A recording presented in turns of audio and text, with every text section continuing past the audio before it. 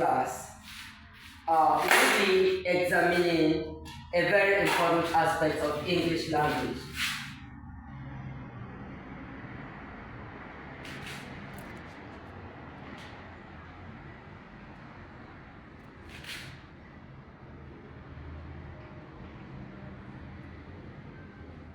So, our discussion today will focus on parts of speech. I am sure this is not novel to any learner of English language. We have studied parts of speech at all levels of learning the language. It is usually the first branch of the language that learners as early as those in the kindergarten are introduced to. And the beautiful thing about this topic is that it does not get old. So long as we keep learning English language, we keep learning parts of speech. Because a thorough knowledge of parts of speech enables us to speak the language effectively. So even at university level, students are still exposed to a knowledge of parts of speech. So we may begin by asking, what are parts of speech? Parts of speech are the classes into which all words in English language are divided. Every word in the language belongs to one or more of these classes or groups. In general, there are 7 parts of speech. Let us take a look at them.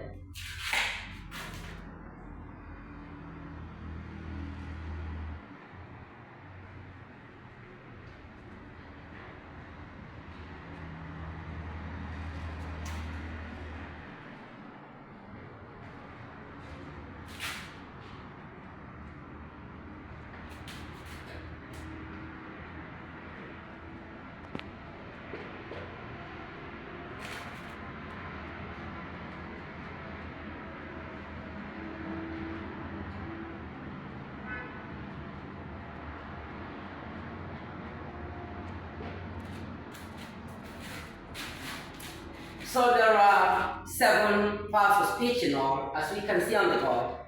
The nouns, the pronouns, the verbs, the adverbs, the adjectives, the prepositions, and the conjunctions. I am sure that someone out there may be wondering, what about the interjections? Yes, the interjection used to be the 8th part of speech, but it officially ceased to be a part of speech in the year 2000, when the Millennium Oxford Advanced Learner Dictionary was released into the market. Now, what happened to the interjection? Why is it no longer a part of speech? The reason is that there is something unique with the parts of speech. Every part of speech has to perform what is called a grammatical function. In other words, there is a work or a function that a given part of speech performs in its relationship with the other words with which it is found in a sentence. The interjection does not perform a grammatical function. It is just a word that expresses an emotion and does not relate with any other word in a sentence in any way grammatically. That was why the interjection was dropped as the 8th part of speech. So now officially there are 7 parts of speech in English language, as we have listed them here. Now in future, we are going to give a detailed analysis of each of these parts of speech. But for today, we will examine certain salient points involving each of the parts of speech, preparatory to discussing them in greater detail some other time. Now let's talk about nouns. If you ask your child, he will talk about the name of a person, animal, place, or thing. That is a wonderful way of remembering what this part of speech is. But at our level, it is correct if we say that it is a word that stands for the name of something in English language. Some say it is a naming word, a word that represents a name in an English sentence is a noun. And to that extent, anything in English language that has a name is a noun. Now let's talk about some classes of nouns that we need to know about. A noun can be fundamentally countable. That is, countable nouns. If a noun is not countable, then of course it is uncountable. An uncountable noun. Other classes of nouns fall within these two broad groups. So if a noun is countable or uncountable, it may be concrete in nature. So we talk about concrete nouns. Or if the noun is not concrete, then it is abstract. It is an abstract noun. Otherwise, the noun, which is abstract or not abstract, may also be compound. So there are also compound nouns and then collective nouns. Collective nouns. And there are nouns that are classified as proper. So we also talk about proper nouns. And finally, there are common nouns. However, every noun can either be counted or not be counted. Then it can be concrete, abstract, compound, collective, proper, or common. So there are 8 classes of nouns. Let us talk about the countable noun briefly. A countable noun in English language has a number. And when we say a number, we mean a singular number and a plural number. And what this implies is that the noun can increase from 1 to more than 1. Let us take a look at this example. If we say, there is sheep grazing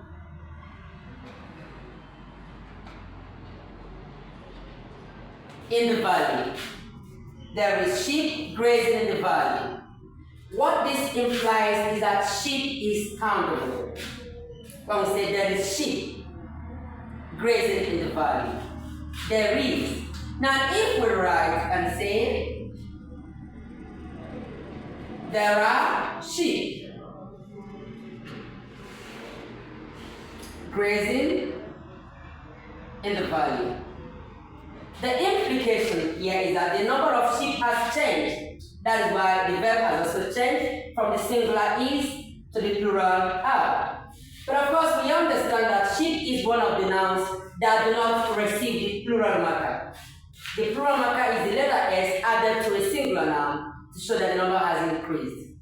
So if the number of sheep has increased, it still remains sheep, but the verb indicates the increase in number. There is sheep grazing in the valley, indicates singularity. Even though sheep here might actually mean more than one, because we cannot count it. But when we say there are sheep, an increase in number is indicated here. Let us take a similar example.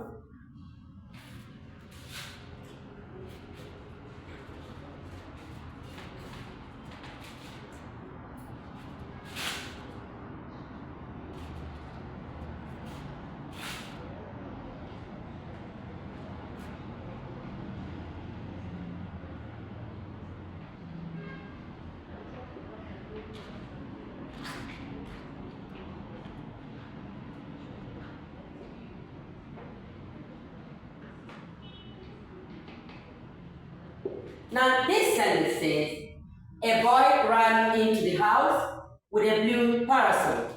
I want us to take a look at the letter A. In this sentence, the letter A is adjectival. It's an adjectival word. We refer to it as an article. Articles like a and the are adjectives that are used before nouns. But when we use a or an, we mean one. And this is only possible if the noun is countable, if the noun is one that can be counted. A boy invariably means one boy. A parasol, blue parasol, invariably means one parasol. This indicates that the noun is countable. Because a countable noun can increase in number, we might write the sentence by saying some boys, or we give the number of boys by changing A. We can say some boys, or we can say 3 boys ran into the houses with some blue parasols. So in this way, the nouns boy, house, and parasol change their number. And the determinant, that is, the adjectival words that introduce the nouns, also change, indicating that the number has undergone a change. For instance, A has changed to some, when we say some boys ran into the houses. So house has become houses, with, and the next A changes to some blue parasols. If you do not want to say some, which is an indefinite quantity, you can give number. You can give the exact number of nouns involved. 4 boys ran into the houses with 2 blue parasols, as the case may be. So basically, if a noun is countable, it is capable of increasing in number from 1 to more than 1, or what we say from singular number to plural number. The same, however, does not happen to the uncountable noun. The uncountable noun is measureless. It cannot be measured in quantities. That is, it cannot be counted in absolute units. I'll give you an example. One can verify the number of stones, because stones exist in separate parts. One can verify the number of chairs, because chairs exist in separate parts. We'll say these can be numbered in absolute units. But we cannot verify the number of water in the same way. The number of tea, the number of coffee, the number of detergent, the number of wool, the number of wood, the number of cotton, the number of rice, the number of beans, the number of food, and so on and so forth. Such nouns are called uncountable or mass nouns, because they exist in the form of a mass which do not have separate parts. Let us take a look. If we talk about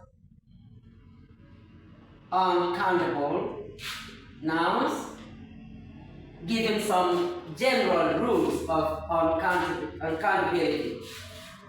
1, you don't use S at the end of an uncountable noun. In other words, it doesn't take the plural marker. Secondly, an uncountable noun cannot use with A. It cannot use with the article A. I just showed us an example where the article A is used to indicate number, to mean 1. Because of that, it cannot be used as an uncountable noun. Because that which is uncountable cannot be said to be 1, even though we know the number doesn't grow. We cannot use an, the article an, before an uncountable noun, and the word each cannot be used before an uncountable noun. We talk about each when we are referring to things that have separate parts. And then the word every cannot be used before an uncountable noun. Every is used in the same sense as each. Every referring to individual parts of the whole. In like manner, the word another cannot be used before another is uncountable. And the word many cannot be used before another is uncountable. Many is more suitable when we're talking about the plural forms of a countable noun. but cannot be used with a noun that is uncountable. Now let us take an example. For instance, it is correct to say information does not exist on rabbit farming at the moment.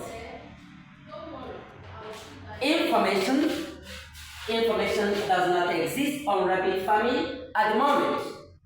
In this example, the noun information, an uncountable noun, has been used in the way an uncountable noun should be used. You do not say an information. You use information just the way it is. Information. And what I'm saying in relation to information also applies to other uncountable nouns like advice and furniture and news and work, among others. Now, let us assume that you want to give some idea of quantity while using information. You can use some. You can say some information.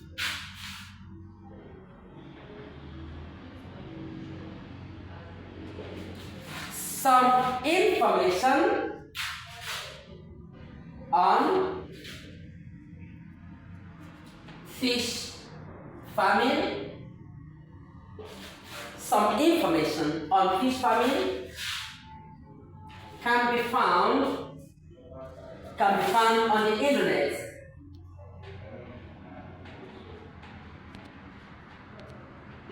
Some information on fish farming can be found on the internet. In this case, you imply that information is more than one, that it exists in quantities, although the quantity is not specific. But we understand that you mean that it is beyond what can be regarded as one. However, another way of doing this is to use what is known as a partitive. Words like peace, which themselves are countable nouns. Peace, item, beat, set, handful,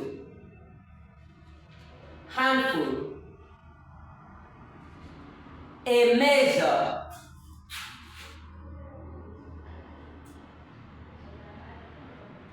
an amount, among others.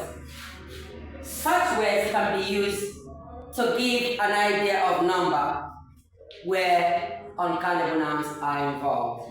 For instance, rather than say it is a good news, simply say it is good news. You don't use a with news. Now, rather than say something like many news have been sent to us, it is incorrect in the first place to say many and news. Try saying 2 items of news, 3 items of news, or 5 pieces of news. Or if you want to show that news is singular, simply say a piece of news has arrived to us. You can say pieces of news, items of furniture, a bit of information, a set of furniture or sets of furniture, a handful of information, a measure of rice, a measure of beans, an amount of patience, because patience is also an uncountable noun. Alright, we'll be doing more on countable and uncountable nouns in our subsequent classes. But let's take a look at the nature of the other nouns while we still have time. Concrete noun. Concrete means solid. Solid. Concrete means physical. Concrete means tangible. Nouns that exist in a physical form, especially nouns that can be handled, like bone is a concrete noun. Book is a concrete noun. A piece of glass is a concrete noun. Such nouns that exist in physical form, we know them all. Tables, chairs, houses, trees are all examples of concrete nouns. Like I pointed out earlier on, all nouns are either countable or uncountable. So there are concrete countables and then abstract countables. For instance, the noun patience, the noun patience, the noun pain, the noun egg, the noun information, the noun advice, the noun news, the noun work, the noun act are all examples of nouns that we can only imagine. They don't exist in a physical form. And they are abstract. They are uncountable. They cannot be counted. They cannot be seen or touched. So they are abstract. Other nouns like tables and chairs and books are concrete and can be counted. While rice and beans and gari and food are concrete, but they are uncountable. The abstract nouns are nouns that leave some impression in our mind. Someone speaks about them and we understand what the person means. We speak about them and others understand us. They are majorly concepts that represent qualities that we are familiar with, but which we understand cannot be seen or touched, but can only be imagined. We understand the sentence, she has much love for her first son. We understand what the woman has for her first son, but we know that that noun called love can't be seen anywhere physically, but we know the emotional attitude and feelings that are involved. We understand it. So, such a noun is abstract. We can imagine what it means when someone says, I feel pain in my ears. We can imagine it from previous experiences of pain, but we know we can't see it. It is an example of an abstract noun. Compound. Compound. If two words or more come together to form a noun, it is called a compound noun. For instance, the noun class and room. The noun class and room is an example of a compound noun. It comprises two words, each of them a noun. Class is a noun, room is a noun. When we put this together, we get classroom, which is a different noun.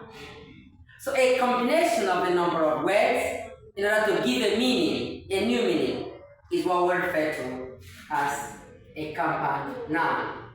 Now let's take another example. Take a look at the noun in-law.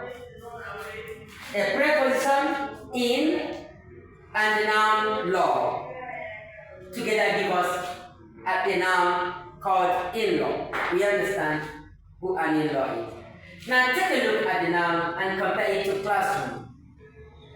The noun in-law is hyphenated. In other words, there is a hyphen between the two parts. What do we call the two parts? We can call them base words or root words that are put together to form a new meaning. They are hyphenated. So we say this is a hyphenated compound noun. Classroom, however, is not hyphenated. It is one word. We call it a single word noun. There is a third kind. Take the word fountain pen or ball pen. This type is called an open-ended compound noun. There is space between the two base words, but the space does not have a hyphen. So it is called the open-ended compound. So that means there are three kinds of compound, or they can appear in three forms.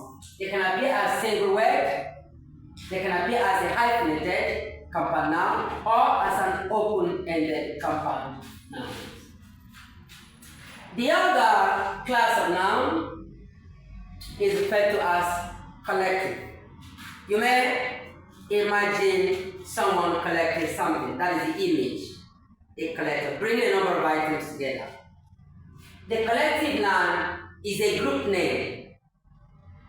A name that is given to a group of items or people that are similar in nature, but regarded as one once they are grouped. That is why we are called family, when we are described along with our relations, father, mother, and siblings together make up a family.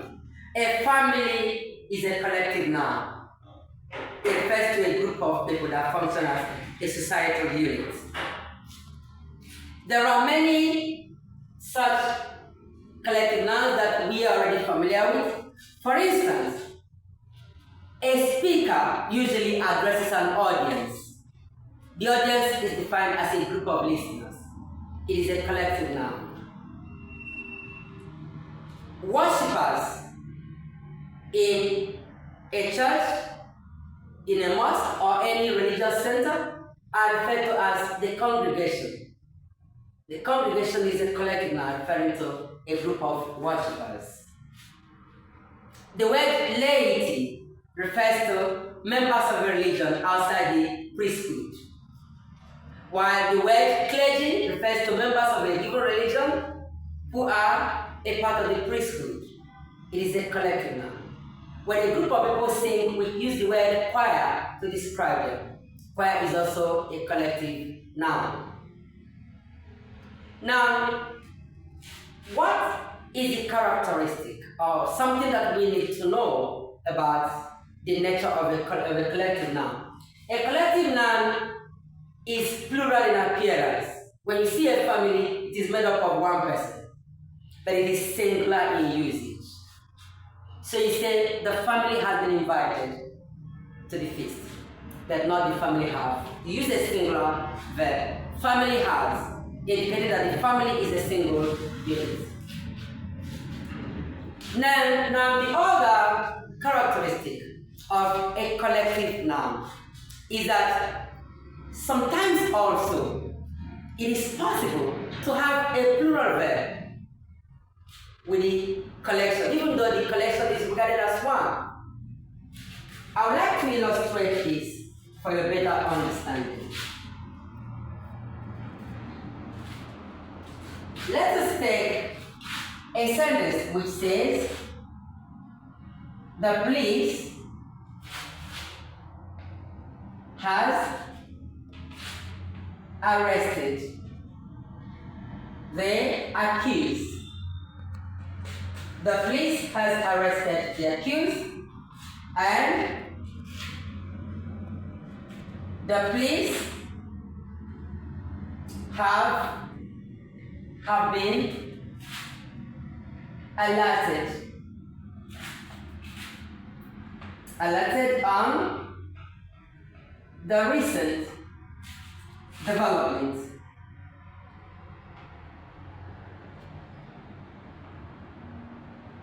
In these two sentences, the police is a collective noun. But in the first example, it has a singular verb. The police has arrested the accused. Why does it have a singular verb here? It is because there is a concept called notion. It is called notional concord. When concord means the agreement that naturally should exist among words used in a sentence. Now, the notional concord implies an idea of number in the speaker or user of a word. So, although please is collective, the speaker might use it in the sense of one, and then it will go with a singular verb. The police has arrested the accused. Refers to the single police officer who has arrested the accused. Or it refers to the fact that the speaker does not discriminate with numbers. He regards the police that did the arrest, whether they were more than one officer or not, as one. And so the singular verb. But in the second sentence, the police have been alerted. The police as an institution. The police have been an institution made up of many people. And the speaker is obviously more concerned with the members of the force than the police as an institution. And so it goes with a plural verb. So a collective noun goes with a singular verb. So you can say the choir is singing, but not the choir are singing. But sometimes, depending on the idea of number that the speaker or writer has in mind, it can have a plural verb coming after it. The other class of noun that we have here is called proper. Sometimes we say proper name. Proper name. Now, proper nouns are unique names or special names that all the kinds of nouns have. For instance, we know that a person is a noun, an animal is a noun, a place is a noun, and then an idea is also a noun. That is a person, animal, place, and then idea and things. 5 kinds of nouns. So what we're trying to say is that apart from the general names that we give to things and people and whatever, there are unique names that these nouns do not share. So they are called proper. An example is the fact that we are all people. We are all people. We are all persons, whether we are Americans or Nigerians, whether we are whites or blacks, whether we are Africans or Asians or Europeans. The word people can discuss humanity, can refer to human beings as a whole. And yet, each person has a name that makes him unique to another person. Now, the word man refers to all men, and yet men also go by names like Bartholomew, or Isaac, or Patrick, or James, or Harry, and so on and so forth. The word woman refers to anyone of the female gender, and yet a woman can also be called Gladys, or Alice, or Franca, or Sandra, as the case may be. The personal name which each of us have, is a proper noun. Each person's personal name is a proper noun. The same applies to other things. A man owns a dog. We know that the name of that animal is a dog, like any other dog anyway. But that man calls his dog Rex. That is the personal name of that dog. It's a proper noun.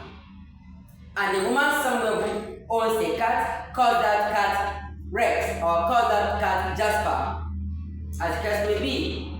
But we know that it is a cat like another cat elsewhere. In fact, he shares the name cat with any other cat, but his own personal name is Jasper. That word Jasper is a proper noun. People give names even to their cars. Apart from the brand name of the car, you buy a car, you give your own name to your car, and it becomes a proper noun. People give names to their houses, even though it is a house like any other. But the particular name given to the house becomes its own proper name.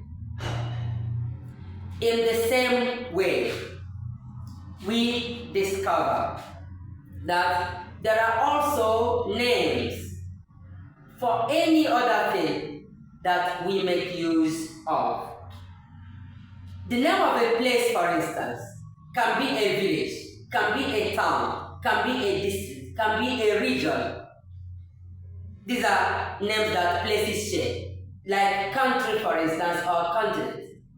Africa is a continent, America is also a continent, so are Europe and Asia. So the word continent refers to all of them. But you can see that one continent is also Africa. That is its own personal name, and it's a proper noun. When we write the word continent, it begins with a small letter. Then when we write Africa or Asia or Europe or America, it begins with a capital letter, indicating that it's a proper name. So your village is a village because every other village is also a village. But it happens, for instance, that your village has a personal name called Ameke, which is not my own village's name, even though they share the name village. Your own is Ameke, my own village has its own name also. That personal name is a proper noun. Now, proper nouns begin with capital letters wherever they may occur in a sentence. If a proper noun is at the beginning of a sentence, then there are two reasons why that word begins with a capital letter. One, because the first word in a sentence must begin with a capital letter. And also secondly, because that word is a proper noun. And will still begin with a capital letter wherever else it may occur in a sentence. Common nouns have already been indirectly referred to while we're talking about a proper noun. All the names that nouns share, common names that nouns share, that are not personal names, are proper nouns. So in a gathering, if you say, please, men this way, all the men will take that way. And you say women this way, the women will take them because they know that you say name they all share. And if you say girls this way, all the girls will. If you say boys the other way, all the boys will group themselves because they all understand that this is the name they share. That name is a common noun.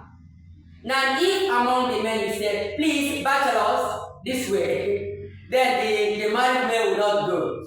They understand they are not among bachelors. And then among the married men, you say fathers, this way. Those who are not yet fathers will stay behind. Such words are called common nouns. And a common noun can only begin with a capital letter if it is the first word in a sentence. Otherwise, it always begins with a small letter. Well, that is all that we can say in today's class on parts of speech. We will be taking the other parts of speech in our subsequent classes. Today we've been able to highlight on nouns only. In our subsequent classes, we'll give some attention to the other parts of speech, and then eventually we'll be able to treat each of them in greater detail. Thank you for being a wonderful audience.